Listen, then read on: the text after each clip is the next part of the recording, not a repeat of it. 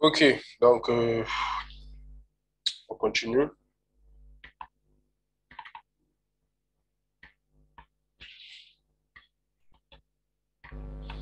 Là, bon, je vais essayer d'analyser un peu. euh,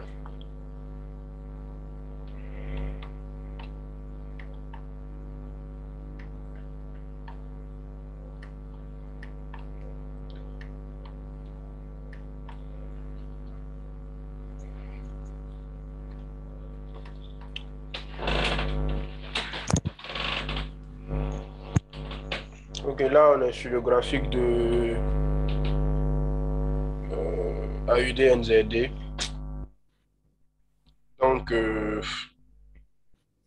si on fait une structure, on étudie la structure vite fait. On a bas, haut, bas, haut, cassure de structure à ce niveau. On a cassure de structure à ce niveau.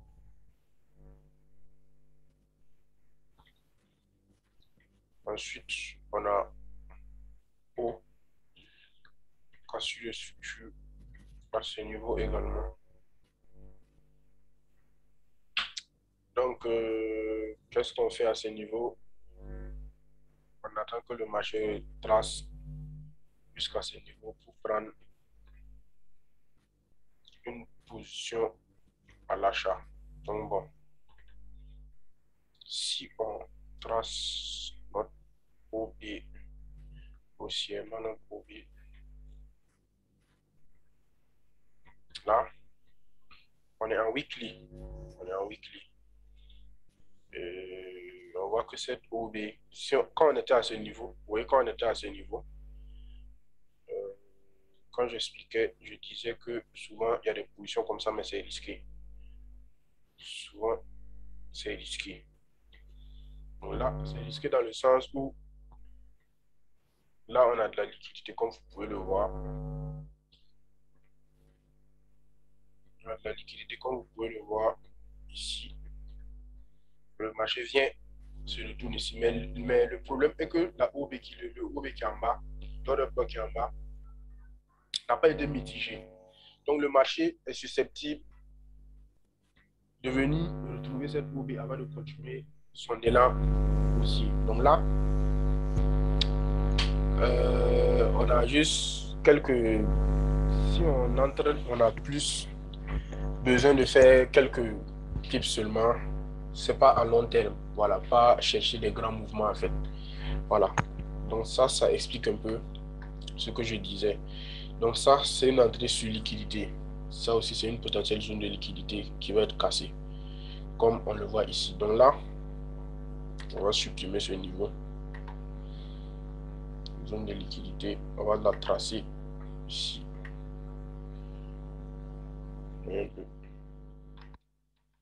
Là, on peut mettre ça R1, R2, R3. Un peu. Donc, le marché il arrive sur cette OB. Et comme nous, on a besoin de raffiner cette zone pour pouvoir être tranchant dans nos entrées, pour pouvoir avoir des SL très serrés. Qu'est-ce qu'on va faire? On va repartir en daily pour essayer de raffiner notre order block. Donc là, oh, c'est vrai, la connexion, ça ne charge pas. OK. Donc là,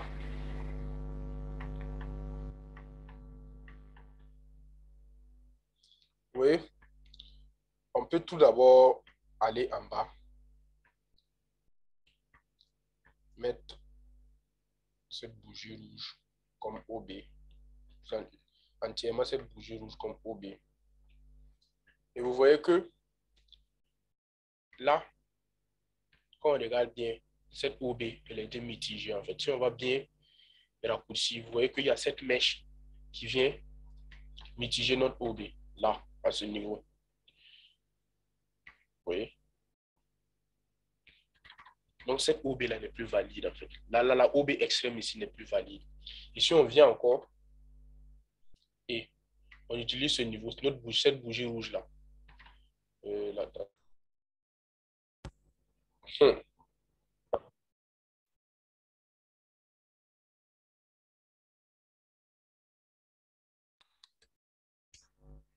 Ouf. Donc le zoom nous avait lâché, je parlais dans le vide, quoi.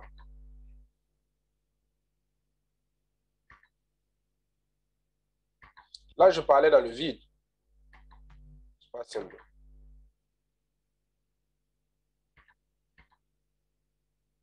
Donc vous n'entendez pas ce que je disais.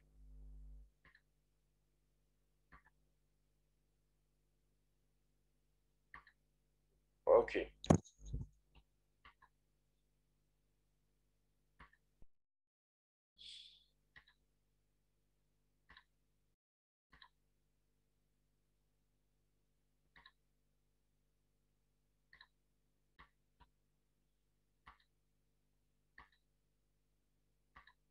Ok, je vous disais, vous voyez là, on a raffiné cette OB ici, mais vous voyez que en raffinant, cette OB a été mitigée. Là, mitigée. Là aussi, vous voyez que si on tient compte de cette bougie rouge, elle a été mitigée ici. Donc, notre OB qui n'a pas été mitigée, c'est celle-là.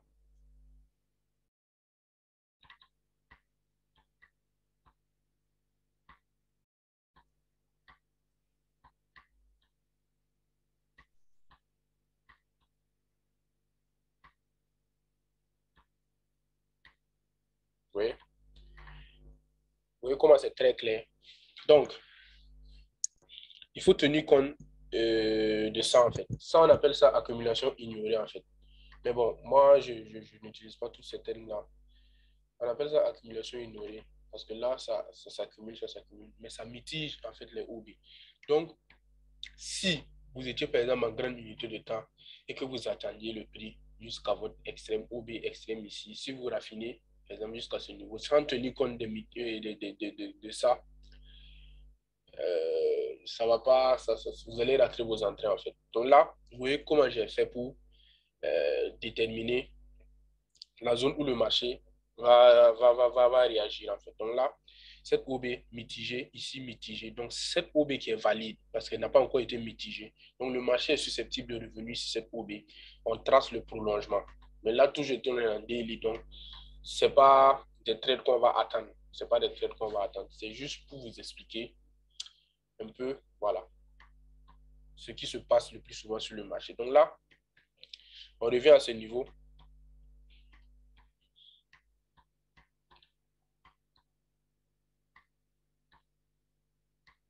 On a cette zone qui a été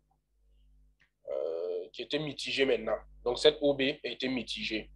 Là, cette OB maintenant, elle a été mitigée. On peut aller chercher les plus hauts. Vous voyez un peu, on peut aller chercher les plus hauts. On peut aller vraiment chercher les plus hauts. Donc là, on refait une analyse un peu de tracer la trend line ici, qui a été cassée.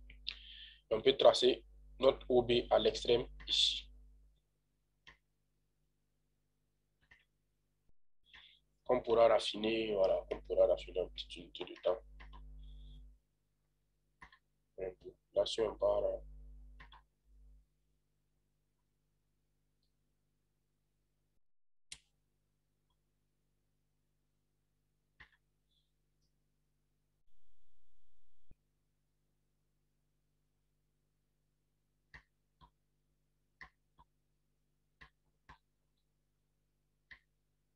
et là, c'est un H4.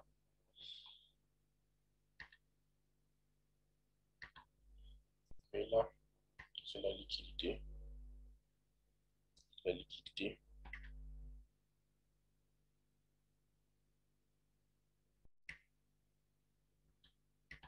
Vous voyez, encore ici, on a les mitigations. Vous voyez, cette première OB ici, en bas, a été mitigée là. Juste pour vous expliquer le concept, pour pouvoir vous faire repérer. Vous voyez là, c'est cassure de structure. Le marché revient sur notre OB ici. Il repart là, cassure de structure. Le marché revient sur notre OB à ce niveau avec cette mèche. Si vous allez en petite unité de temps, vous allez voir de la liquidité assez en bas. Vous allez voir de la liquidité. Tout ça, c'est de la liquidité. Tout ça, c'est de la liquidité. Un peu. Ça vient saisir la liquidité qui est en bas des écoles l'eau et ça repart. Donc ça, cette zone-là, c'est notre OB qui n'a pas été mitigé en fait. Un peu. Là, on peut dire cette zone-là. C'est notre OB qui n'a pas été mitigé. Donc, là, naturellement, le marché, la liquidité ici, le marché, il vient, il touche notre OB. Et là, vous voyez, cette première OB a été mitigée. Là. Voilà.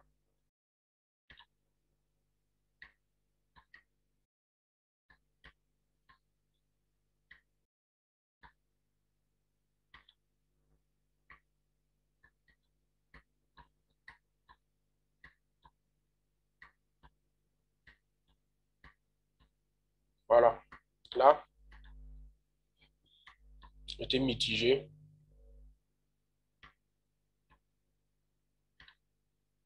Là, cette OB, première OB mitigée. Donc là, c'est notre OB qu'on peut tenir compte. Là, si on prolonge, voilà. Donc, tout c'est juste de comprendre les concepts. C'est juste de comprendre les concepts. Vous allez voir que il n'y a rien de sorcier. Il n'y a rien de sorcier. Et là, vous voyez que cette OB n'a pas été mitigée. Un peu. On n'a pas besoin de faire du... Voilà. Donc, cette OB n'a pas été mitigée. Le parti. Bon, ça c'est juste, c'est des grandes unités de temps que je suis en train d'utiliser pour, voilà, pour faire le travail. Donc, bon, euh, ça marche dans les petites unités de temps que vous avez commencé votre analyse en H4. Là, j'ai commencé en weekly. C'est pour ça que, bon, on est toujours en daily pour, voilà. Là, on l'attend. Là, et de la liquidité.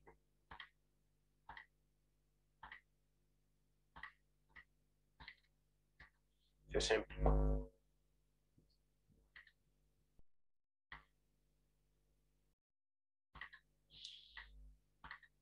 Ok, j'espère que vous avez compris le concept de mitigation.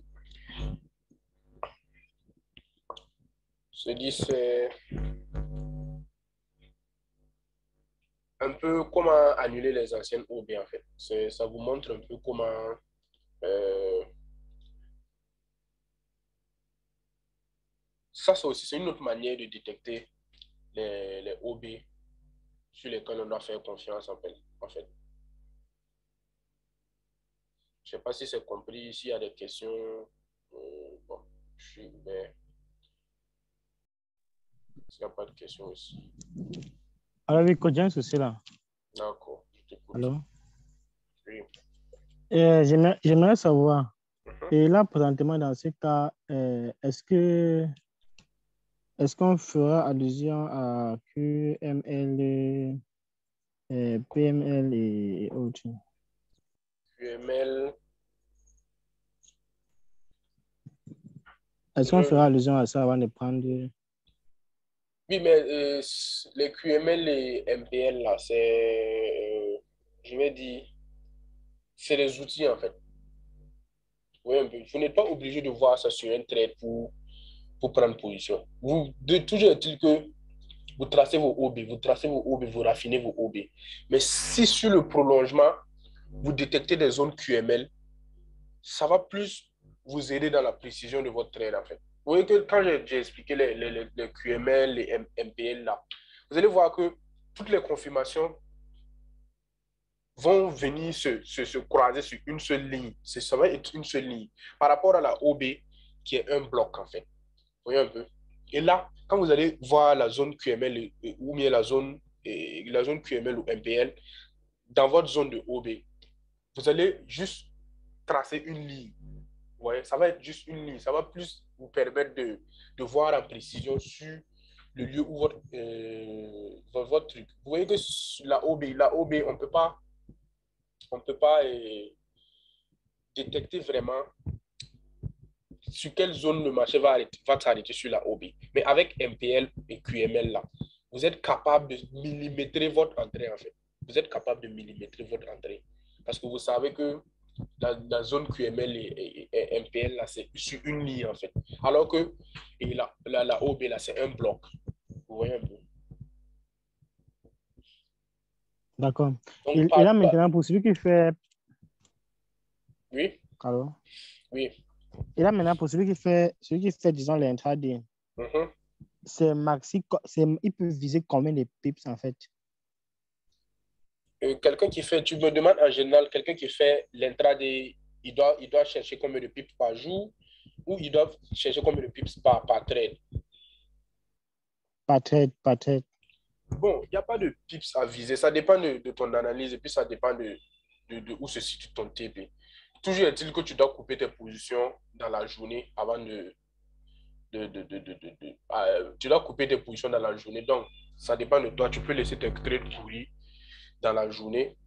Si tes objectifs sont atteints, il n'y a pas de... En fait, il faut savoir qu'il n'y a pas de pips. Ça dépend de ton plan, en fait. Ça dépend de ton plan à toi. C'est combien tu recherches, c'est combien tu as risqué pour avoir combien. C'est sur ça, en fait, que tu dois te baser pour chercher tes pips, en fait. Donc, tu dois savoir ce que tu risques, tu dois savoir ce que tu gagnes sur chaque trade. C'est pas que y a une règle qui dit il faut un trader d'intraday doit chercher combien de pips par jour. Il n'y a pas de règle, ça dépend de tout un chacun.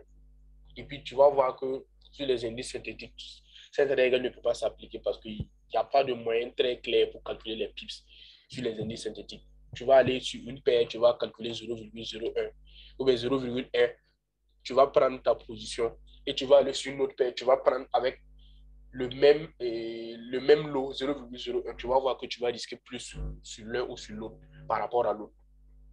Tu vois un peu. Donc, c'est pas une... Il n'y a pas spécifiquement. Ça va dépendre de ton plan, ça va dépendre de ton objectif, ça va dépendre de ce que tu recherches en fait. Tu vois un peu. Il n'y a pas de règle pour ça. Ça dépend de tout un chacun en fait. Mais sur chaque trade aussi, tu es capable de déterminer ton objectif. Tu es capable de déterminer c'est quelle zone tu cherches. Par exemple, moi, bon, ça, on va dire c'est un daily. Mais on va prendre par exemple un exemple. Si on est à M15, on va prendre un exemple. Comme si cette situation-là, on est par exemple à M15 et que le marché arrive sur ma zone. Moi, ce que je vais chercher pendant la journée, c'est ça. C'est cette zone.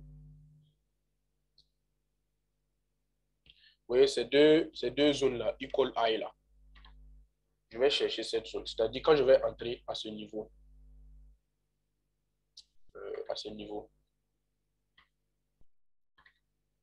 je vais rentrer à ce niveau.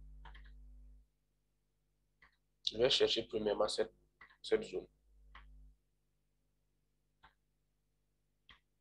Donc ça là, je vais risquer 1 pour avoir 7.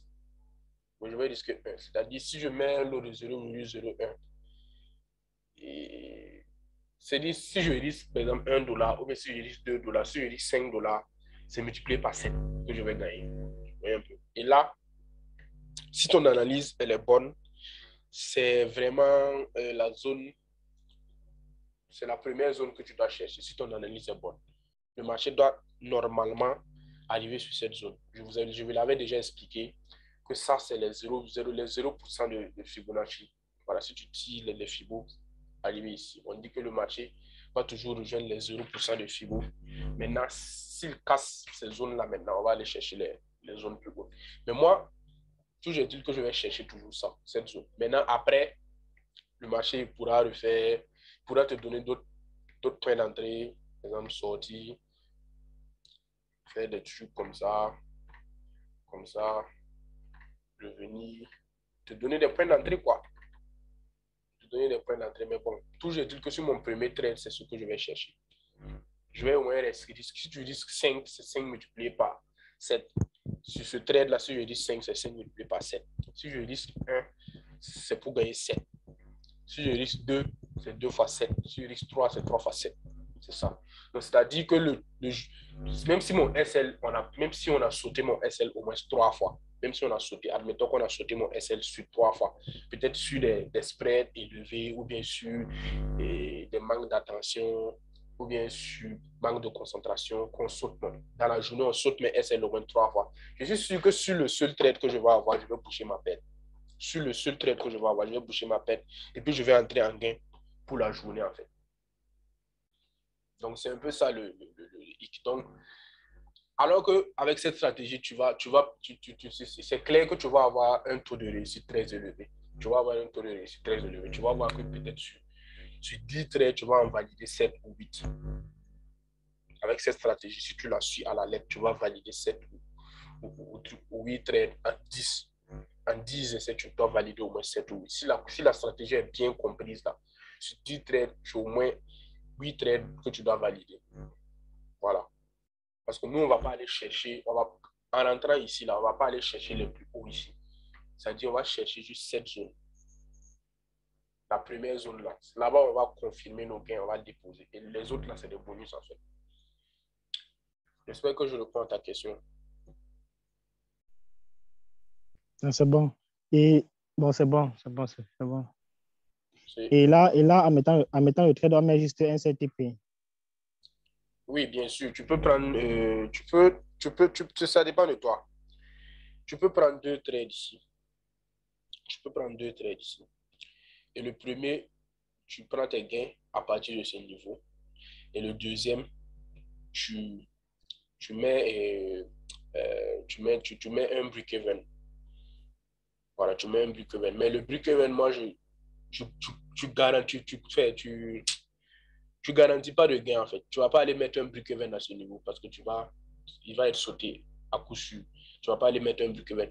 Le break-even, moi, je dis, c'est quand le break-even que tu vas vouloir garantir, c'est quand ton TP il est à quelques pips.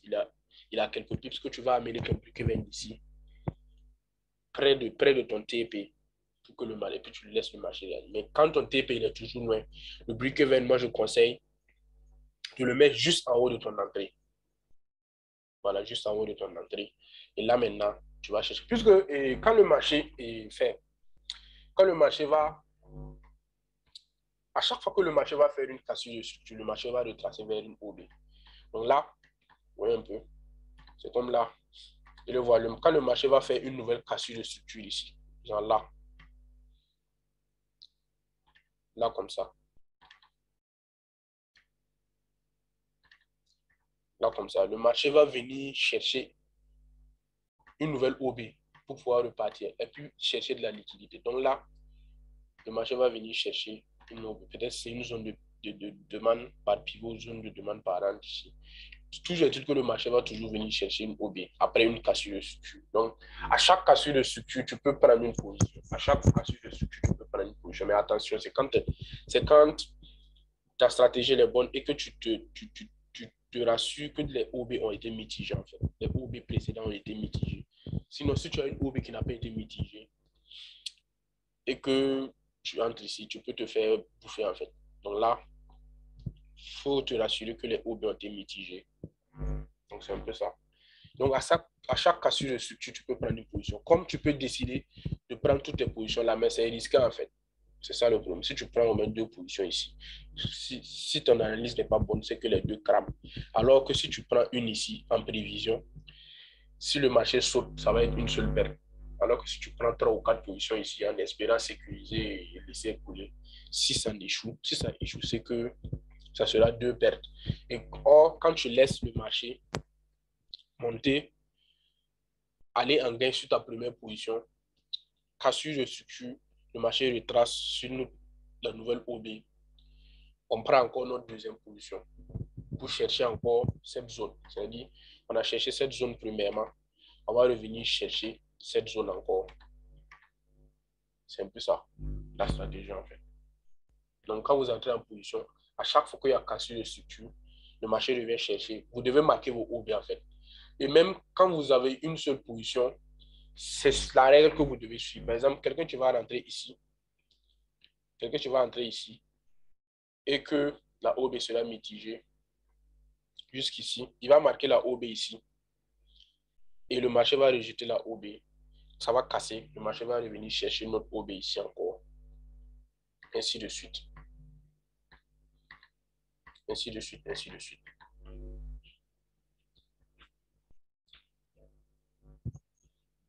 C'est bon pour l'explication? Ah, c'est bon, c'est bon. C'est bon pour moi.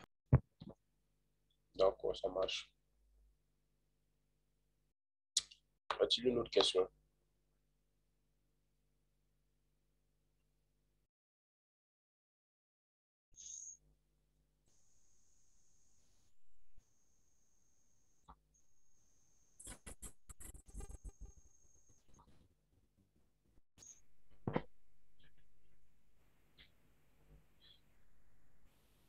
S'il n'y a pas de question, écrivez.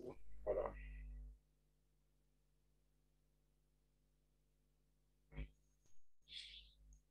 Y a-t-il une question ou pas? Écrivez. S'il n'y a pas de question, on avance.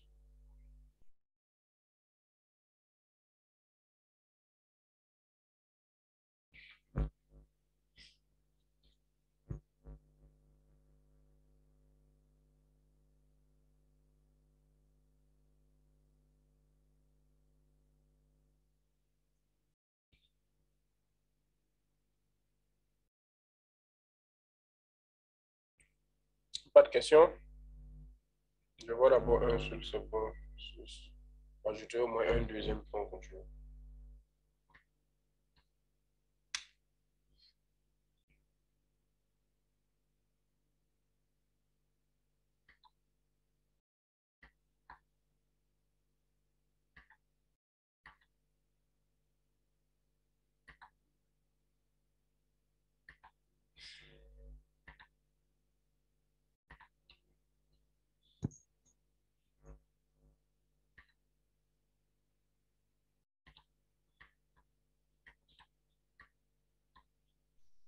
Ok, bon, là on est sur le gold daily.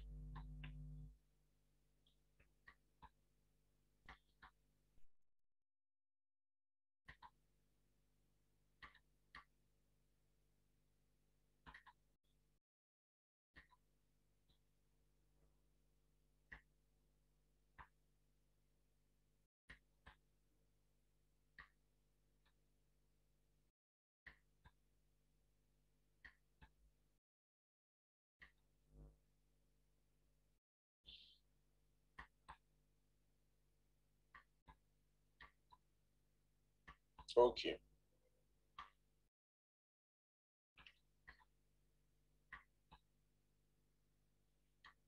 On est sur le gold. Donc là, on peut considérer cette zone comme une zone OB. Mais comme la zone est, c'est une zone égaux, on peut considérer que cette baisse, ça va être juste un petit retracement avant de repartir vers le haut. Voilà, ça c'est un petit retracement pour repartir vers le haut. Parce que là, si on va tracer, si on va faire cette zone comme ça, vous voyez que c'est à peu près une zone. Voilà. Et c'est à peu près des zones égaux. Un peu, des zones égales. Donc là, on a ce retracement-là. Si on revient en H4, bon, juste avant de continuer, je vais essayer d'expliquer un peu l'imbalance. Je vais essayer d'expliquer l'imbalance. Je pense qu'il y a de l'imbalance ici même. On va voir d'abord.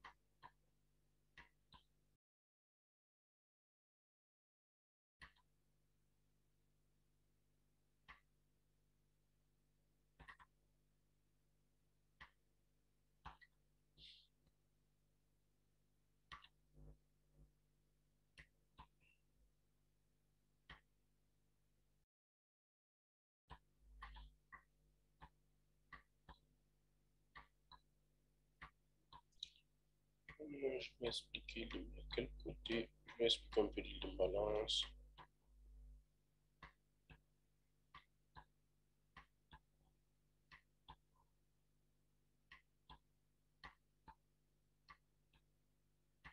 Bon, on va expliquer ici, mais dans ce contexte-là, c'est que pendant mes analyses, je vais un peu vous expliquer. Je vais vous montrer l'imbalance, je vais juste expliquer avec voilà, ce côté-là. Donc là, quand le marché est en déséquilibre, le marché est en équilibre. Là, l'imbalance, là, on la détermine à partir de 3 bougies.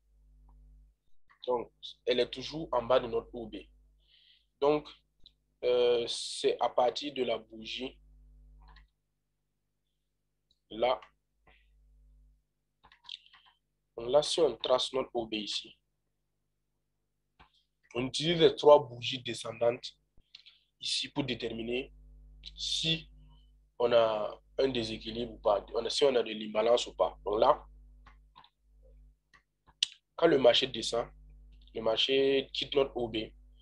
Normalement, on cherche à ce que le marché comble le déséquilibre pour pouvoir redescendre, combler le déséquilibre, c'est-à-dire aller rejoindre notre OB. Et quand il y a vraiment un déséquilibre, c'est que vraiment, il y a la probabilité que le marché reparte et combler ce déséquilibre-là avant de redescendre. Donc là, c'est sur les 3 bougies qu'on va, qu'on va tenir compte. Donc là, il y a 7 bougies. Il y a 7 bougies. Il y a 7 bougies là. Celle-ci. Cette bougie. Il y a 7 bougies. Il y a 7 bougies.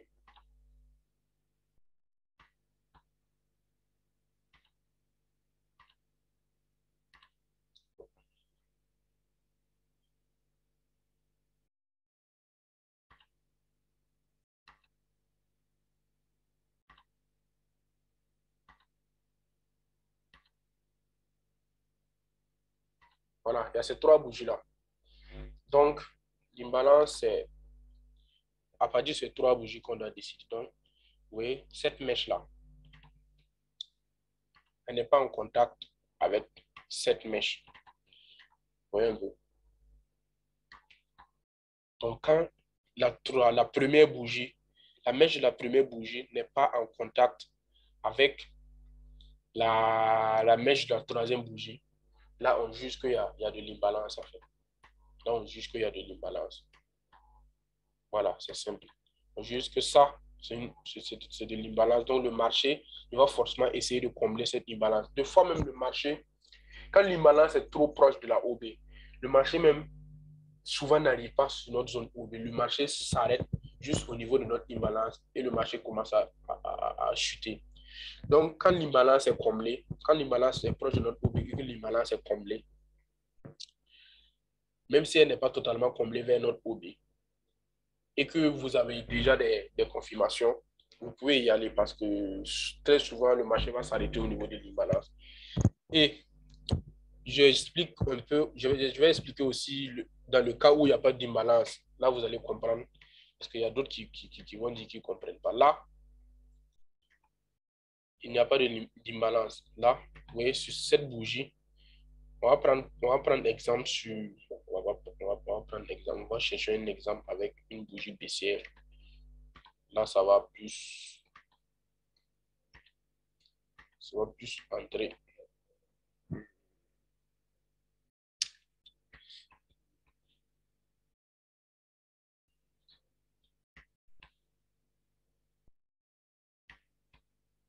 Voilà.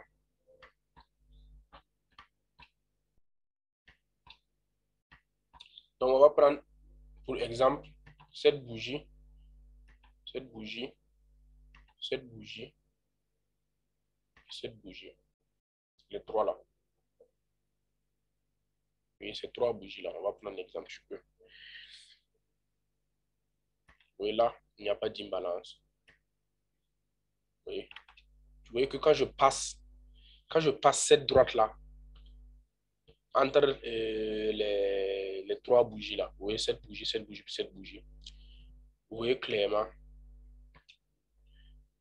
qu'il n'y a pas d'imbalance parce que cette mèche là et cette mèche là sont en contact. Vous voyez un peu par rapport à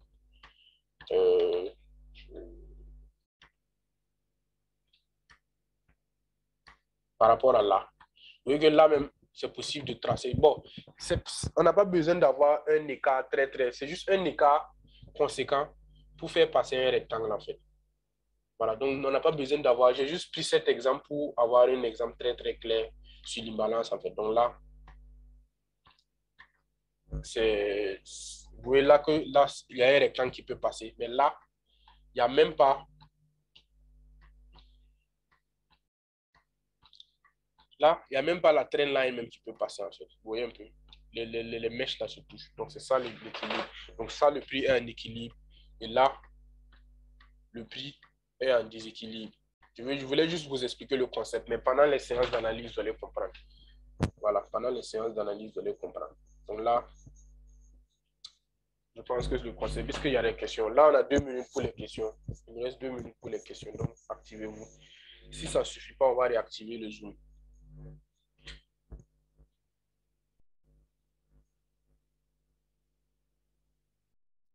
Je vous écoute.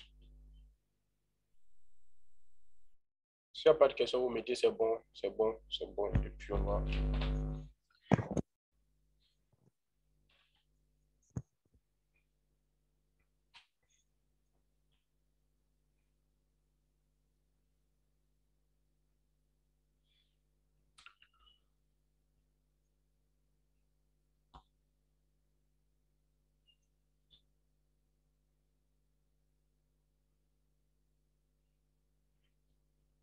D'accord.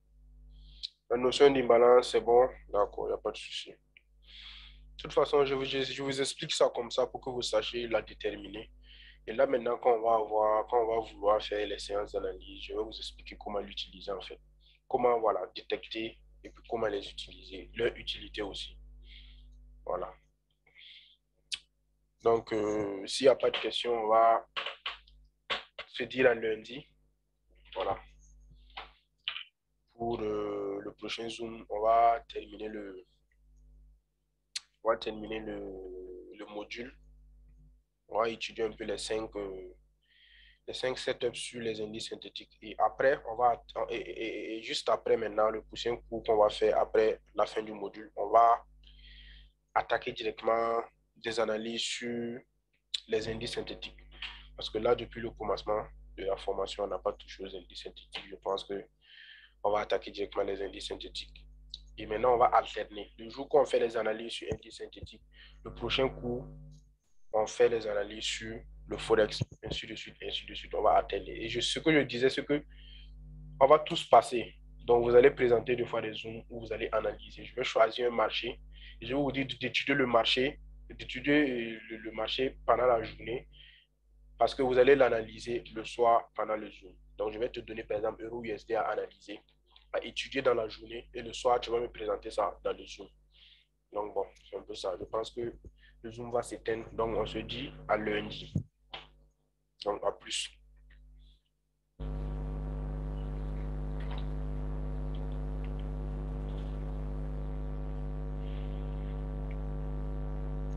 N'oubliez pas, faites des analyses. Je vois que ça c'est un peu mou. Donc, il faut vous activer en fait. Il faut vous activer. Et